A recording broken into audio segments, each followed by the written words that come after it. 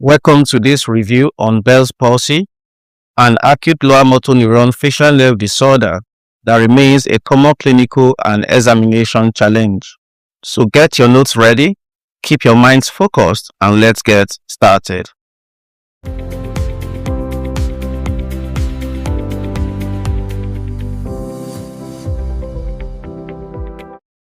Bell's palsy is defined as an acute idiopathic unilateral lower motor neuron paralysis of the facial nerve. The onset is typically rapid, with weakness reaching its maximum severity within 72 hours. Importantly, there are no additional focal neurologic deficits, making Bell's palsy a diagnosis of exclusion. Clinically, it remains the most common cause of acute facial paralysis worldwide. Bell's palsy accounts for approximately 60 to 75% of all lower motor neuron facial palsies. The annual incidence ranges from 20 to 30 cases per 100,000 persons. Although it can occur at any age, the peak incidence is between 15 and 45 years. There is no significant sex predilection. However, certain groups are at increased risk, including pregnant women, particularly in the third trimester and early postpartum period, as well as individuals with diabetes mellitus, hypertension, and obesity. By definition, Bell's palsy is idiopathic. However, strong evidence supports viral reactivation as the underlying cause. Herpes simplex virus type 1 is the most implicated pathogen and is considered the primary trigger. Other viruses such as varicella zoster virus without rash, cytomegalovirus, and Epstein-Barr virus have also been suggested, although with less robust evidence. Several risk factors increase susceptibility to Bell's palsy. These include diabetes mellitus, pregnancy, particularly late pregnancy and the postpartum period, hypertension, obesity, and states of immunosuppression. A family history of Bell's palsy and a previous episode are also recognized risk factors, suggesting a possible genetic or anatomical predisposition. The pathogenesis of Bell's palsy is best explained by viral reactivation. Herpes simplex virus type 1 remains dormant in the geniculate ganglion. Reactivation leads to inflammatory neuritis, resulting in intraneural edema. Because the facial nerve passes through the rigid and narrow facial canal, this edema causes compression, reduced blood supply, ischemia, and subsequent demyelination with or without axonal degeneration. The final outcome is a conduction block of the facial nerve, leading to paralysis of the facial muscles on the affected side. This diagram illustrates the pathophysiologic sequence in Bell's palsy. You can appreciate the viral reactivation at the geniculate ganglion, followed by nerve inflammation and swelling. The narrow bony facial canal restricts expansion, leading to nerve compression and ischemic injury. Subsequently, you have demyelination and in severe cases, axonal degeneration, leading to conduction block. In addition to viral reactivation, other mechanisms may contribute to nerve injury. These include immune-mediated inflammation, microvascular ischemia, particularly in patients with diabetes, and anatomical factors such as congenitally narrow facial canal. These mechanisms help explain why some patients experience more severe or prolonged disease. Bell's palsy presents with acute unilateral lower motor neuron facial weakness. Symptoms typically reach maximum severity within 48 hours to 72 hours. Key motor features include facial asymmetry, loss of forehead wrinkling, incomplete eye closure known as lagophthalmos, loss of nasolabial fold, and drooping of the angle of the mouth. Patients often report difficulty smiling, whistling, or puffing out the cheeks. Bell's palsy may also involve sensory and autonomic components of the facial nerve. Hyperacusis occurs due to paralysis of the stapedius muscle. Patients may experience altered or lost taste over the anterior two-thirds of the tongue. Reduced swelling and salivation can result in dry eye and dry mouth. Retroauricular pain is common and often precedes facial weakness by 1 or 2 days. Severity should be graded using the House-Brackman scale. For details on the House-Brackman scale, see the previous lecture on facial nerve palsy. Several red flags argue against Bell's palsy and should prompt further evaluation. Gradual progression beyond 72 hours suggests an alternative diagnosis. Forehead spearing indicates an upper motor neuron lesion, such as stroke. Vesicular rash with severe ear pain suggests Ramsay-Hunt syndrome. Bilateral palsy raises concern for Guillain-Barré syndrome or Lyme disease. Recurrent or progressive weakness raises suspicion for malignancy or sarcoidosis.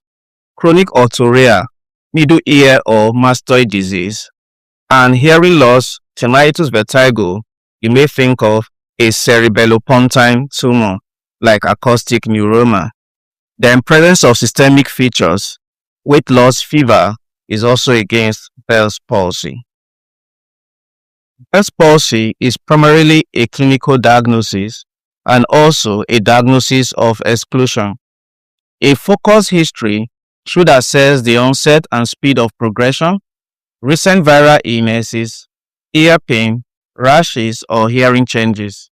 Risk factors such as diabetes, pregnancy, immunosuppression, and previous episodes should be identified. A history of tick exposure, travel, trauma, or systemic autoimmune symptoms must also be explored. Examination begins with inspection at rest, noting facial asymmetry involving the entire hemiface. Motor testing should assess eyebrow elevation, eye closure, smiling, and cheek puffing. In Bell's palsy, weakness affects both the upper and the lower face, confirming a lower motor neuron lesion. This visual demonstrates the examination processes in Bell's palsy by examining the facial nerve, raising of the eyebrow, closure of the eyes tightly, showing of the teeth or smiling, and puffing of the cheek. Further examination includes the assessment of taste at the anterior two-thirds of the tongue, hearing using Sherman's test, and auditory function, hyperacusis assessment, perhaps using the whisper test. The ears should be examined for vesicles, discharges, or cholesteatoma. A full neurological examination is essential to exclude the involvement of other cranial nerves or lung tract signs. The diagnosis of Bell's palsy is made when there is an acute unilateral lower motor neuron facial paralysis, rapid progression within 72 hours, and no identifiable cause. There should be no central neurological signs and no evidence of otologic disease or vesicular rash. In typical cases of Bell's palsy, no investigations are required. However, investigations are indicated in atypical, recurrent, bilateral, progressive cases, or when recovery does not begin within 3 to 4 weeks. Severe pain, hearing loss, vertigo, or systemic symptoms also warrant further evaluation. Recommended investigations may include blood glucose and glycosylated hemoglobin, inflammatory markers such as erythrocyte sedimentation rate and C-reactive protein, HIV testing, angiotensin-converting enzyme levels in cases of sarcoidosis, viral serology or polymerase chain reaction in cases of varicella zoster or herpes simplex virus 1. MRI of the brain and internal auditory meatus is useful for excluding tumors, multiple sclerosis, or stroke. Electroneurography, performed after 10 to 14 days, helps prognostication with greater than 90% degeneration predicting poor recovery. As stated earlier, Bell's palsy is a diagnosis of exclusion, so you have to rule out other causes of lower motor neuron facial palsy. Differentials include infective causes such as Ramsay-Hunt syndrome and Lyme disease, neoplasms such as parotid tumors and acoustic neuroma, trauma and neurological disorder including stroke, multiple sclerosis, and Guillain-Barré syndrome. Key mimics must always be considered. Ramsay-Hunt syndrome presents with severe otalgia and vesicular rash. Stroke presents with forehead sparring and other neurologic deficits. Lyme disease, Guillain-Barré syndrome often cause bilateral facial palsy. Tumors such as acoustic neuroma, parotid tumor can cause gradual progressive weakness with hearing loss or facial numbness. Trauma such as head injury or surgery, otitis media or mastoiditis will present with ear discharge. Management priorities include early treatment, ideally within 72 hours, urgent eye protection, prevention of complications, and patient reassurance. Most patients have favorable prognosis, which should be clearly explained. Corticosteroids are the cornerstone of treatment in Bell's palsy. Prednisolone 60 to 80 milligrams daily for 7 to 10 days, followed by tapering, is recommended. When started within 72 hours, steroids significantly improve rates of complete recovery by reducing nerve inflammation and ischemic injury. Antiviral therapy remains controversial and is not routinely recommended. It may be considered in severe or complete paralysis or when varicella zoster virus is suspected. Antivirals should never be used alone, but may provide additional benefits when combined with steroids. Eye care is critical to prevent exposure keratitis. Artificial tears, lubricating ointment, eyelid taping during sleep, and moisture chambers help to prevent exposure keratitis. Early ophthalmology referral is essential if corneal injury is suspected.